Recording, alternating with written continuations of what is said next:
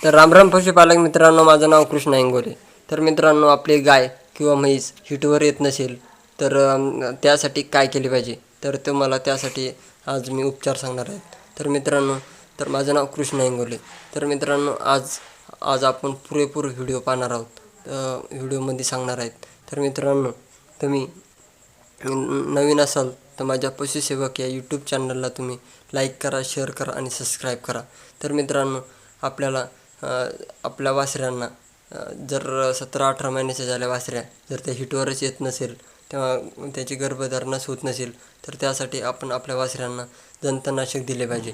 तर मित्रांनो, जंतनाशक कोणते दिले पाहिजे, तर मित्रांनो, हे जंतनाशक हे आता आपण देऊ राहिलो हे अल्बोमार आहे. हे अल्बोमार 50 ते 60 ml एका वासरीला दिले पाहिजे. व तसेच हे अल्बोमार काय काम करते, तर हे पोटातले गोल कृमी किंवा चपटे कृमी किंवा इतर जे कृमी असतात, तर हे यांची नायनाट करत असते. तर हे दर 6 महिन्याला आपल्या वासरांना जंतनाशक दिले पाहिजे. तर मित्रांनो, त्यानंतर द्यायचं आहे मिनपागोड, हे मिनरल मिक्सचर द्यायचे.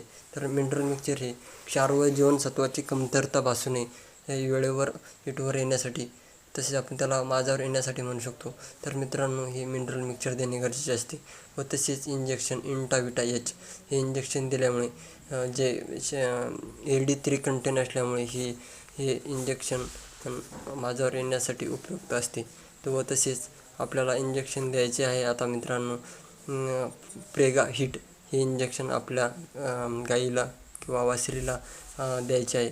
व 72 किंवा 48 तासामध्ये आपल्याला 2-3 तास म्हणजे 2-3 दिवसामध्ये समजून येते की गाय हिटवर आली. तर हिटवर आली म्हणजे एकदम पांढरं सूट गाळत असते व तसेच इतर गाईवर कुदी मारत असते व कुट्याला चकरा मारत असते.